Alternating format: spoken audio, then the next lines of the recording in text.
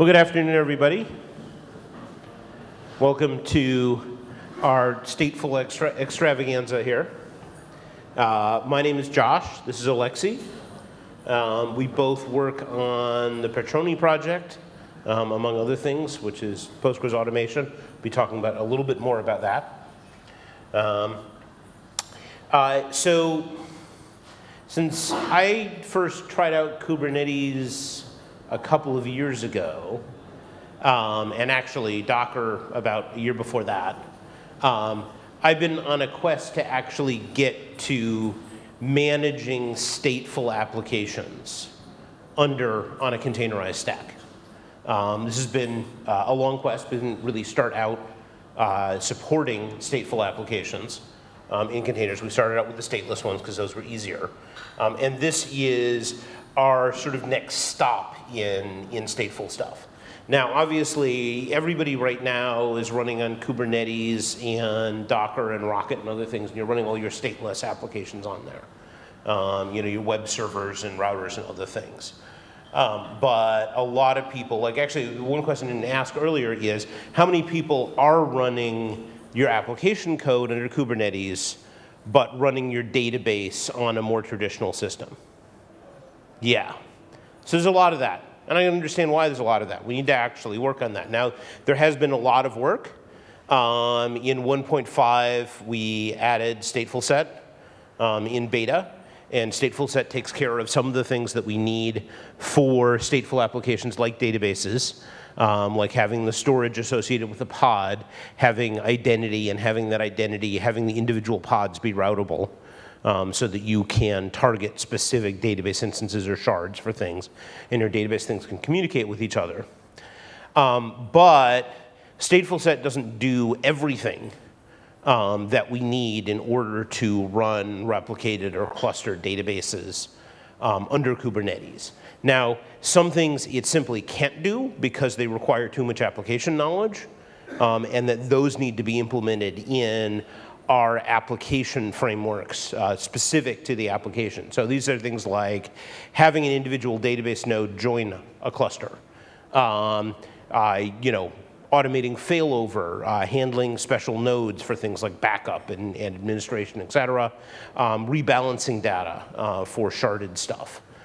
So there's still more, there's implementation that needs to happen outside of Kubernetes stateful sets. Now, one of the things you look at sort of immediately for this is, hey, let's have a custom scheduler, right? Because Kubernetes supports custom schedulers. It's a pretty good idea. There are some problems for that, and there's a reason why it's a route, I didn't take, and it's not a route that I've seen anyone else take.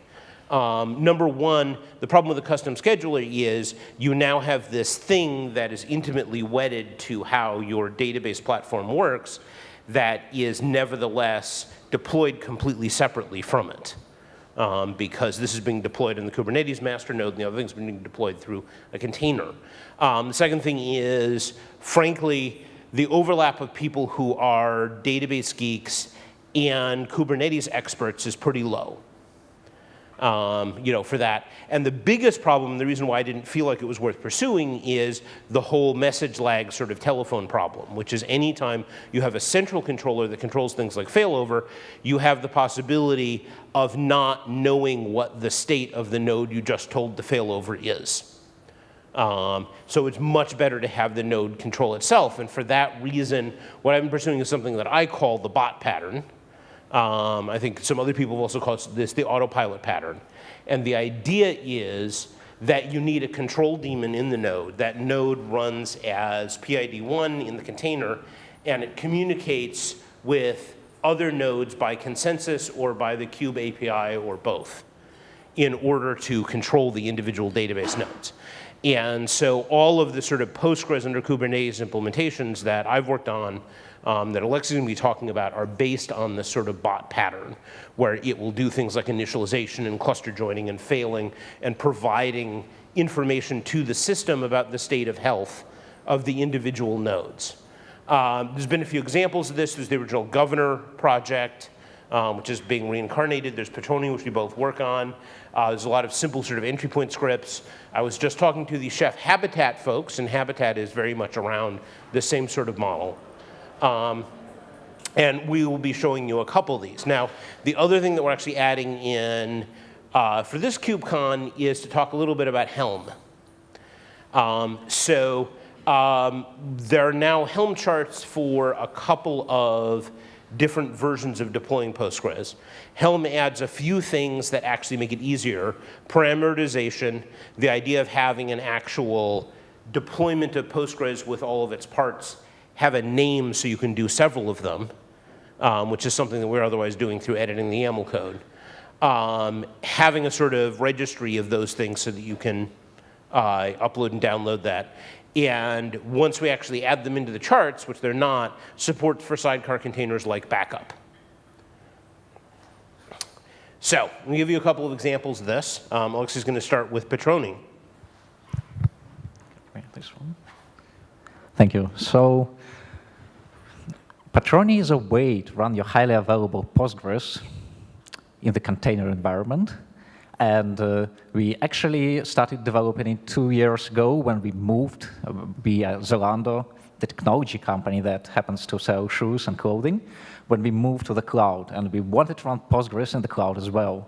So there was no easy way to actually do the automatic failover, which is a requirement if you want to run hundreds of Postgres nodes in the cloud. And therefore, we started to develop Patroni. This is basically the Python program that manages Postgres and that talks with a consistent key-value store that represents the state of the cluster. That consistent key-value store is basically a fabric that connects all your containers running individual Postgreses into the cluster that knows which nodes it has and that knows what is the leader and which configuration the cluster has. So because I want to show how to deploy Patroni using Helm, because Helm makes it super easy, and because it takes some time, I will cheat a little bit and start with the live demo. And while the cluster is being deployed, I will describe what Patroni is and which features do we have there. And yeah, so I will cheat a little bit more. I have a script that actually does the live demo. Does this microphone work? Yes. Yeah. Right. So.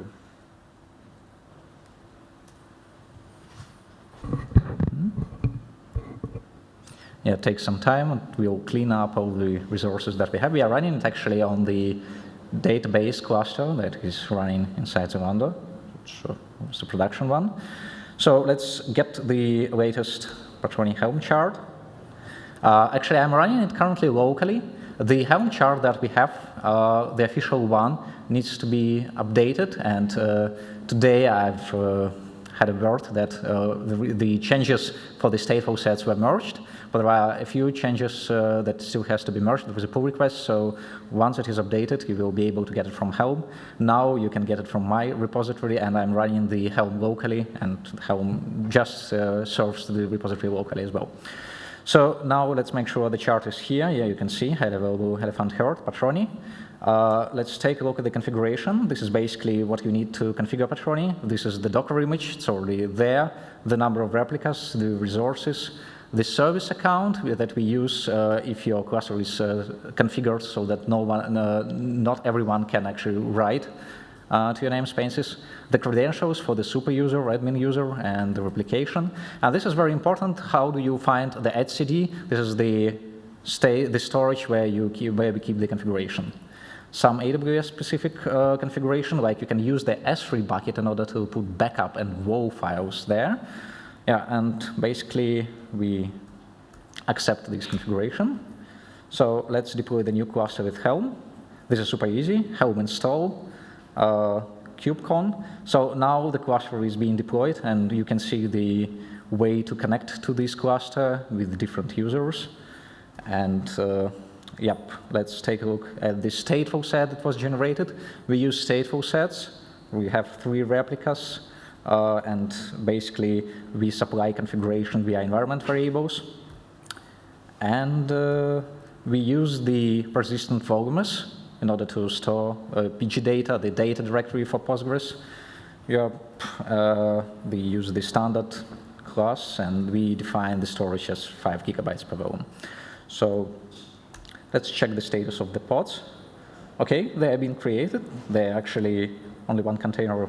We wait for only one container. So I will shortly talk about Patroni itself.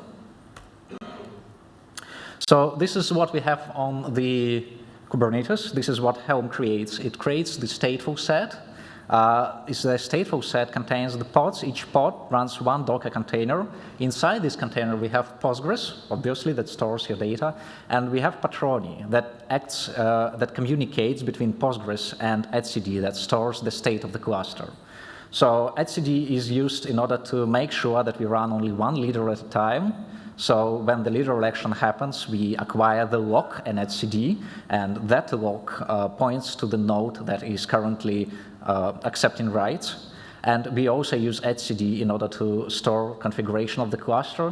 One thing is which nodes are part of the cluster. Another is actually configuration of the PostgreSQL, because some parameters have to be synchronized between different nodes in the cluster. For instance, you cannot set max connections in arbitrary way on the master and the replicas, and Patroni makes sure those parameters are the same by keeping this in the consistent store like etcd. And then we create a service in order to connect to your cluster, and we also have the endpoint which communicates to your client, so your client knows how to go to the master. And we don't use labels. We could use labels in order to get the connection information to the client, but instead we use endpoint because there can be only one address in the endpoint, and we want to avoid the case where the labels were assigned incorrectly and you have two addresses for the master. So endpoint makes sure we have only one address. So let's return to the cluster deployment. Now we can see that all the nodes are running. So we can actually take a look at the logs. So it will take some time. Here we get the logs for the master, the replica. So one of the nodes says, I'm the leader with a log. This is the one, this is the master. The others are actually say, I am a secondary, I am following the leader. That means that they serve as a secondary. And here is the contents of the etcd. These are the keys. We have the leader key, we have the keys for each member, and yeah, we actually also store configuration of Postgres in the cluster. So this is basically, if you are familiar with the Postgres configuration, this is what we propagate to all the nodes. And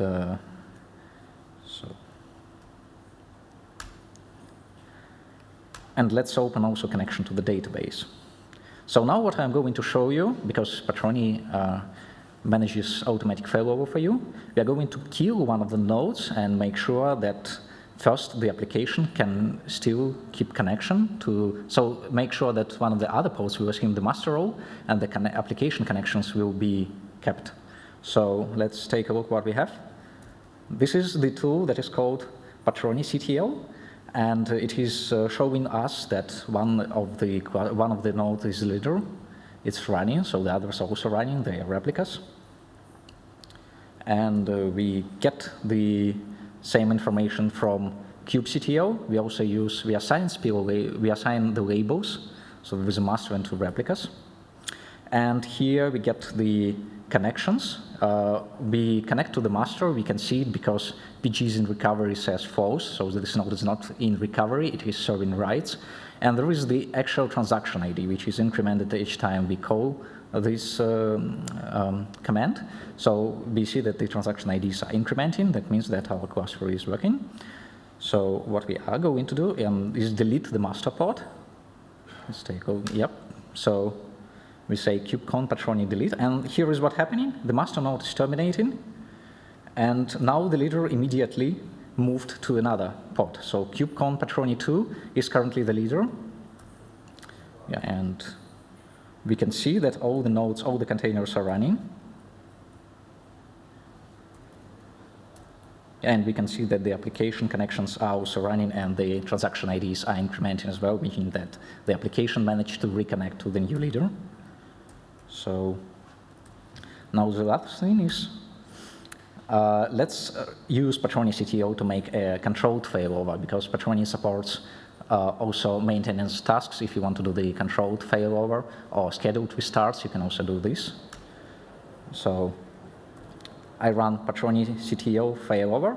It prompts me to choose the master. Well, I can say enter, it clicks the default, and to choose the candidate. So let's see, we want, for instance, to failover to kubecon Patroni 1. And there are other things when the failover will take place. You can schedule it, for instance, to happen during the night. And I say, let's demote it. So let's see what happens. Yep. I think we switched the leader to Patroni 1. And we can see that, yes, the master switched. The replicas are being initialized. And what about connections? So connections are still running. That means that failover went successfully. Yep. And we have some features inside Patroni, so it's not just failover. It supports different replication modes. You can do synchronous replication if you want to make sure that you don't lose your data. It supports cascading cascading replication. It supports dynamically configuring your Postgres cluster, basically setting the Postgres parameters on the fly, and if this parameter requires you to restart your Postgres instance, then Patroni will set a special flag. And then you can say, please restart only if restart is required at 3 AM during the night, when there are no active operations. And Patroni will do this for you. And supports cluster maintenance. If you need to do something like major upgrades, you can turn off automatic failovers completely for a certain amount of time, do the upgrade, and then get back. Yeah, and supports managing itself using Patroni CTL, and it supports REST APIs. So Helm parameters we already covered, and the demo is already done. So we managed to get the failovers 2 times and still have the master. So with that, I will get to the CitusDB. Okay. So one of the other reasons why I got really interested in running PostgreSQL on Kubernetes is that there's a lot of new various versions, often experimental versions of clustered Postgres being released these days. And Kubernetes provides an excellent test environment for these sorts of clusters, because otherwise, in order to run a test, you end up spending an hour and a half on actually doing a conventional deployment, as opposed to just being able to deploy a bunch of containers, including testing on the same machine. Now, the one that I'll actually show you is one of the projects I'm involved with, which is CitusDB. So CitusDB is sharded parallel Postgres. It's Postgres plus an extension that you install, and you use that extension in order to partition data over the nodes in your cluster. And you can have the shards duplicate for redundancy. The query node, it's organized into a query node, or more than one query node, and then a set of shard nodes. And the query node automatically distributes queries out to the shard nodes in order to distribute the query work over the shard nodes. This is mainly aimed at big data mining use cases, where you're looking to parallelize queries not just in one database system, but over a whole bunch of database systems. So the way that I actually have the stateful set for this and the Helm chart organized is you have one query node, which is node 0. You have however, 2 to however many shards. And then your service is going to direct connections to the query node only, because that's where you should run queries. So now, this is actually a good example to look at the sort of bot pattern, because you'll find the one for Patroni is quite sophisticated, because Patroni and Spilo are now a production system. And so that has to accommodate a whole bunch of different logic. Because I've been doing the Citus one more for testing, our sort of bot is a lot simpler. Let's actually, yep. Wait. There we go. Okay, you want to flip it to mine? However that worked. There we go. Okay. I've actually been streaming all of the Wikipedia edits for the past couple of days into a cluster that I set up, so we'd actually have some data. Let's see, what do we got here? So we actually, look at the chart for this. Oh, actually, the chart is not going to show us.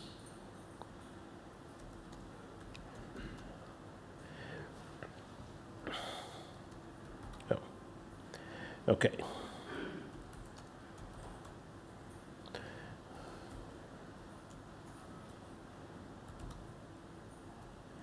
So if you actually look at this, we've got a much simpler sort of bot arrangement where it says, hey, well, we've got a bunch of setup here for adding labels and that sort of thing. And then we have a much simpler chart arrangement where if we've spun up, here, let's get to the actual logic here. First we see whether or not the data is initialized, and we say, hey, if the data is not initialized, then we're going to go ahead and initialize a Postgres data directory, set up some initial users based on the credentials that have been passed to us as part of the config map. And then we go through there and we say, hey, if this is the query node, which we determined by having it be the first node, then we're going to go ahead and register all the nodes that we expect to have. But we also have logic that says, hey, if this is a shard node, I'm going to check and make sure I'm registered with the master, and if I'm not, I'm going to register myself. And that's in case you want to add more shards later, right? So it needs to actually work by autopilot there. And then update the labels. So, sorry, not my laptop. So it's a much simpler example of the sort of bot pattern if you actually want to look at doing that for your own deployments. And then what Helm mainly gives us is it gives us a little parameterization where we can actually supply a name for the application and thus the cluster, cluster size, storage allocation for the individual shards, and then of course credentials.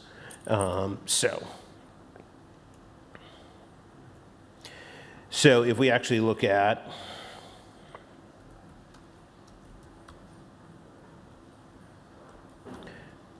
so we've got some simple credentials we have in here, how many replicas we're going to have, deploy all that, what are our credentials.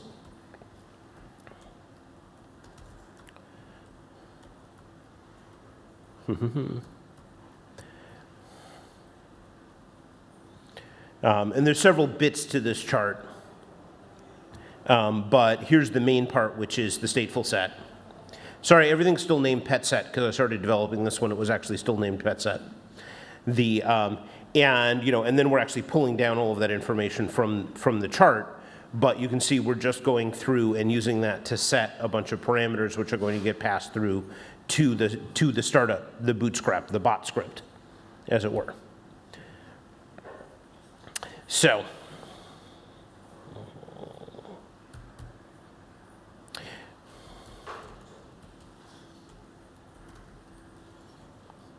So I set up, because I actually wanted to load it with data, I went ahead and deployed a Citus cluster the day before yesterday using the Helm chart. So here we have a 7-node Citus cluster, 1 query node, and 6 shards. And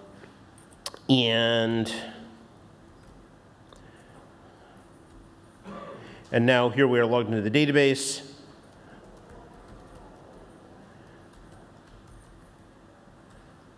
Oh. What is it? There we are. Node. Not plural. That's the problem.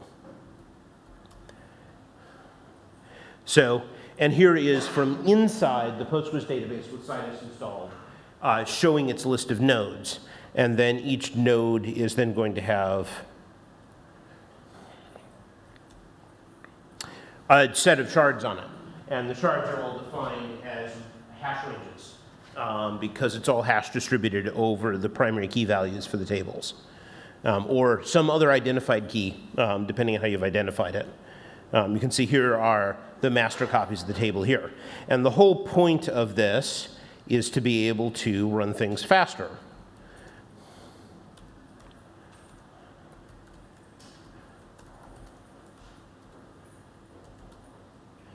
So for example, let's see, we've had 1.4 million edits to Wikipedia in the last 2 days. which is where you actually can see that the Wikipedia spam bot problem is a real problem. Okay. Oh, right. There we go. So for example, this is actually an example query. No, that is not what I wanted. Oh well. Sorry for not showing you that. This is actually a query that I've got as an example where it looks at somebody's login information from the edits, whether or not it's an IP address and a couple of other things to make it see whether it's probable that it's a bot versus a real person, and then counts up the edits here. And actually, things have gotten better using that heuristic because the first time I ran this last year, it was more half and half as opposed to 1/3, 2/3. So, but the main point is this, is that actually, now that I've actually got this set up, when we do a new release of Citus, it's easier for me to test it by deploying it on a Kubernetes cluster than anything else. And by extending some of the charts and stuff that I have, you could actually very quickly go to having a production deployment. So we have a number of resources and other things up on our website. There's the Patroni main chart, the my various database efforts in Atomic DB, and I'll keep adding more Postgres cluster examples to this BDR and multi-master synchronous and some of the other new clustering types that we have for Postgres. Plus, whoops, I thought I fixed that. Okay, that is the wrong link for the presentation.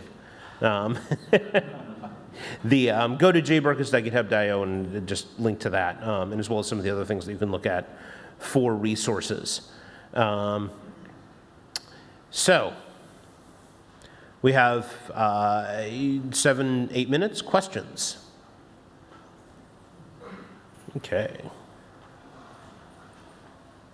Go ahead. Right there. We've worked on putting MariaDB in the cluster in a stateful set, Mm-hmm. and I've also looked at the talk yesterday from Horace about the operators. Mm-hmm. The main difference from the approach you're doing with the bot approach and the operator approach that Horace presented yesterday is that you talk to some process inside your pod versus operators having one pod that controls other pods. Yeah. But this is more like different pattern than a Yeah. different solution. Yeah, and we've looked at actually implementing an operator for Patroni, but we would do that by having it communicate with the Patroni API.